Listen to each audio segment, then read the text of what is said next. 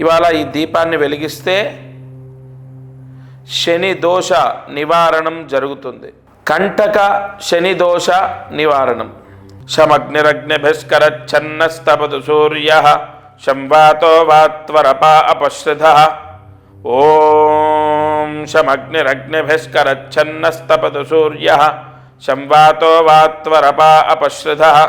ఓం శమగ్నిరగ్నిభిస్కరచ్ఛన్నస్తపదు సూర్యః శంవాతో వాత్వరపా అపశ్రిధః.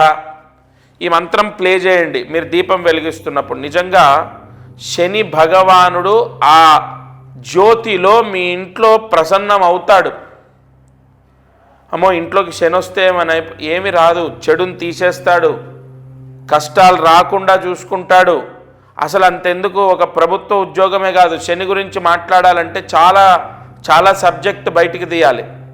విదేశాలకు వెళ్ళడానికి కారకుడు ఆయన. ఎందుకంటే స్థానచలనం, లేదా ఇల్లు కట్టుకోవాలన్నా, గృహప్రవేశం చేసుకోవాలన్నా, లేదా ఇల్లు మారాలన్నా ప్రతి ట్రాన్స్ఫర్కి కారకత్వం కారణము వాళ్ళ జాతకంలో శని అనుగ్రహం, శని ఎంటర్ అవ్వటమో, శని అంతర్దశ, శని ప్రత్యంతర్దశ, శని విదశ, ఎక్కడో ఒక దగ్గర వాళ్ళు ట్రాన్స్ఫర్ అవుతున్నారంటే ఆయన అనుగ్రహమే.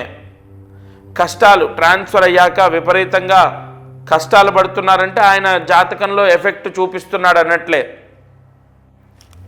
కాబట్టి ఈ శని మహామంత్రాన్ని నేను చదివింది ఏదైతే ఉందో అది ప్లే చేస్తూ దీపం వెలిగిస్తే ఆ శని భగవానుడి యొక్క అనుగ్రహం మీ ఇంట్లో ప్రవేశం, అంటే ఆ శని అనుగ్రహం మీ ఇంటిపైన మీపైన ఉంటుంది.